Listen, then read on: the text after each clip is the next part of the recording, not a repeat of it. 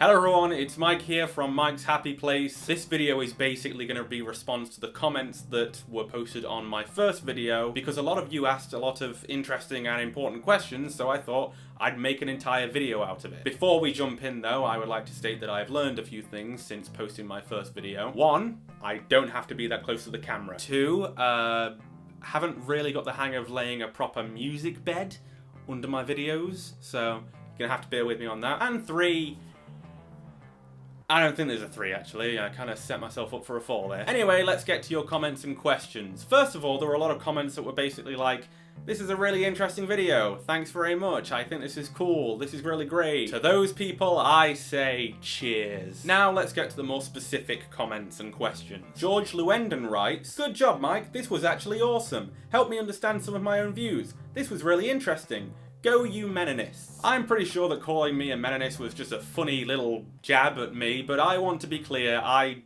do not identify as a Menonist. As far as I can tell, the word Menonist is like a synonym for MRA. I think they basically mean the same thing. I don't really know of any difference, but if you think there is a difference, let me know in the comments. Can't Stop Me writes, great video Mike, I largely agree with the limitations of feminism that you point out. Really well handled. Thanks Khan!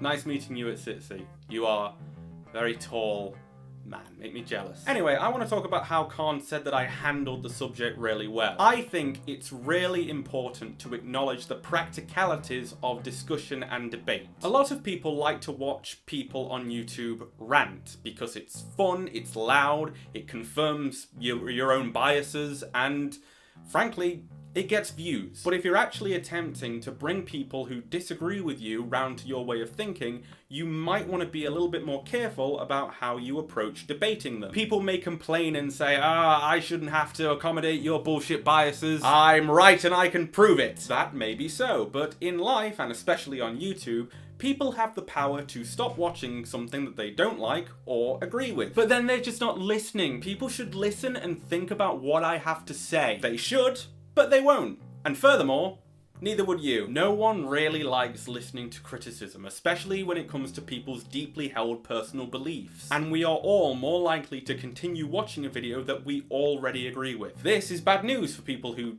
don't want to just scream into a camera and genuinely want to change people's minds. For this reason, people who watch my videos going forward are going to discover that I will go to great lengths to make sure that I am not misunderstood, misrepresented, misquoted, or misconstrued. Brooke Tweedy writes, well, that's a gigantic comment, I'm just gonna pick out the questions. What are the men's issues that I care about? Well, that is one hell of a question. Here are a few men's issues that spring to mind that I really care about. I am going to be reading this off a list because there's quite a few, so excuse me. Body issues, including penis size, height, and musculature. The sentencing gap in the justice system and in the prison system. Male circumcision, male sexual abuse, toxic masculinity, suicide rates, homelessness, men and boys in education, men's health and life expectancy, and workplace injuries and deaths. I also want to talk about the causes of all these problems, which again, is not feminism, but the misandry and sexism inherent in the patriarchy that feminism as a movement is incapable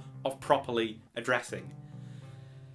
I need to make my sentences shorter. Brooke Tweedy, who is fucking taking liberties now, also asks, is your problem with feminism that the above issues aren't what you want to talk about, or that they aren't talked about enough in feminism? Well, firstly, I don't have a problem with feminism. I in fact identify as a feminist for the sake of the women in my life and those to come. That being said, I am not a feminist for my own sake. I've been researching the movement of feminism for quite a few years now, and I have come to the conclusion that the movement is pretty much irrelevant to men. It doesn't take men's perspectives into account. It doesn't prioritize men's issues. It isn't made for men. And that isn't a bad thing, by the way. I think women deserve a movement that specifically focuses on them and their issues. What I want is an independent movement that specifically focuses on men. So yeah, I do care about those issues, and many more in fact, but I think it's useless to try and tackle them within the feminist movement using feminist theory, because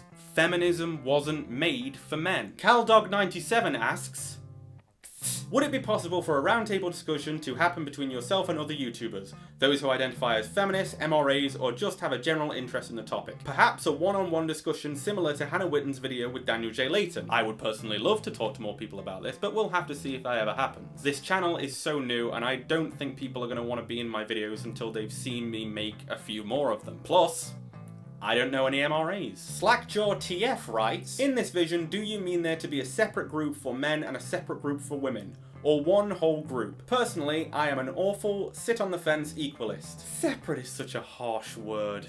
But yes, some people may accuse me of being divisive and say that feminism is already fighting for men's issues. And those people are ignorant. Not bad people, just ignorant. Look, feminism as a movement focuses on women's issues and women's experiences. Its central theories like objectification and patriarchy were developed by women. Women's voices are deliberately prioritized over men's. A special vocabulary has been developed for the discussion of gender and sexism, and it was developed by women. Because of this, everything we know about gender and sexism comes from the perspectives of women. This isn't necessarily a problem as long as you only apply these conclusions to women's issues. But let me ask you this. How can a movement that is inherently of, for, and by women hope to understand men, masculinity, and men's issues? And you know, having two separate movements isn't a bad thing. Different problems require different solutions, and I would like to point out that there has never been a movement that criticized and analyze masculinity from a position